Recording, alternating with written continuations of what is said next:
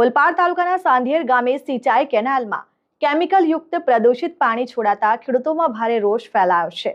ઓલપાડ તાલુકાની ખેત સીમમાંથી પસાર થતી સેના ખાડીમાં ઉદ્યોગો દ્વારા છોડાતા કેમિકલવાળા પ્રદૂષિત પાણીની સમસ્યા વર્ષો જૂની છે, પરંતુ ખેડૂતોની આ સમસ્યાના હવનમાં જાણે બળતામાં ઘી હોમાતું હોય તેમ તાલુકાની ખેત સીમમાંથી પસાર થતી આટોદરા દૃષ્ટિની સિંચાઈ પાણીના મુખ્ય કેનાલોમાં પણ હવે કેમિકલવાળું પ્રદૂષિત પાણી વહી રહ્યું હોવાથી જગતનો તાત ભારે રોષ જોવા મળી રહ્યો છે।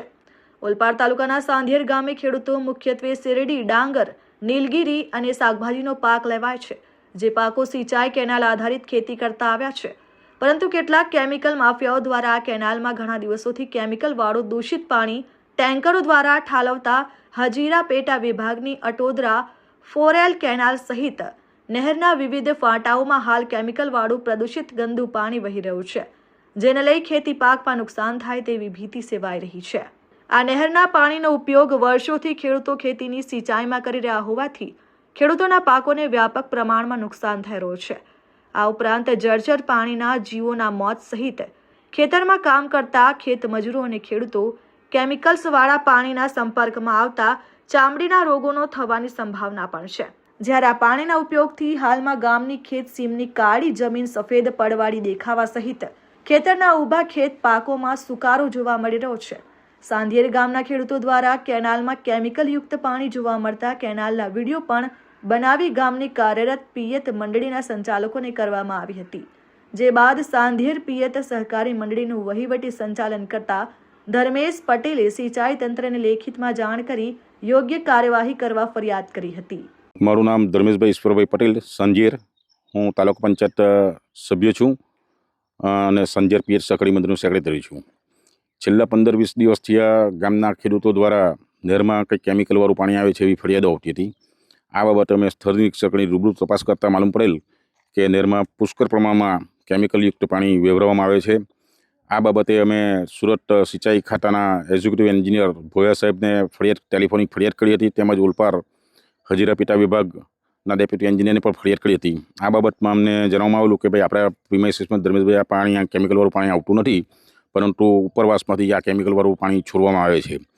આ બાબતે લોકો એવું કહ્યું કે મારી તપાસ ચાલુ છે અને તપાસ થઈને જો કોઈ પકડાશે તો એમને કડકમાં કડક કાર્યવાહી કરી એમને એકદમ શિક્ષાત્મક પગલાં એમની સામે ભરવામાં આવશે।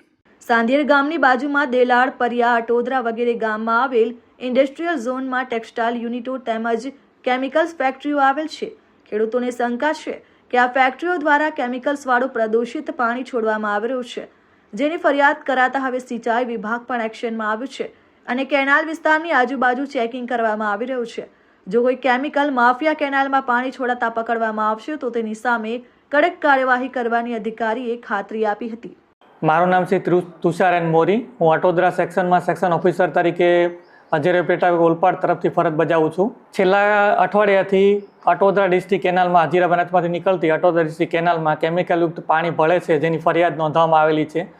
સાંધિયેર પિયત મંડળીના શ્રી ધર્મેશ પટેલ દ્વારા પણ આ રજૂઆત કરવામાં આવેલી હતી, જે રજૂઆત અન્વયે અત્રેના વિભાગના અધિકારી, કાર્યપાલક ઇજનેર, નાયબ કાર્યપાલક ઇજનેર અને અન્ય નીચેના સ્ટાફ દ્વારા પણ સઘન કાર્યવાહી કરીને ચેકિંગની કાર્યવાહી હાથ ધરવામાં આવેલી છે। અને તે બાબતે જો કોઈ ઇસમ આ બાબતે કોઈ પકડાશે એ બાબતની તો અતિ ગંભીર ફરિયાદ કરીને તંત્ર દ્વારા આ બાબતે કડક કાર્યવાહી કરવાનો આદેશ ઉપરથી આપવામાં આવેલ છે। તંત્ર દ્વારા જ્યારે આ કાર્યવાહી હાથ ધરવામાં આવી ત્યારે હજીરા બ્રાન્ચમાંથી 41 આડી પરથી અટોદરા ડિસ્ટ્રિક્ટ નીકળે છે, એટલે જ્યારે તપાસ કરવામાં આવી ત્યારે આ કદાચ માંગરોળ કે તડકેશ્વર બાજુથી આ ટેન્કરો પાણીના પેલા કેમિકલયુક્ત ટેન્કરો કેનાલમાં ખાલી કરવામાં આવે છે તેવી પ્રાથમિક માહિતી મળી છે।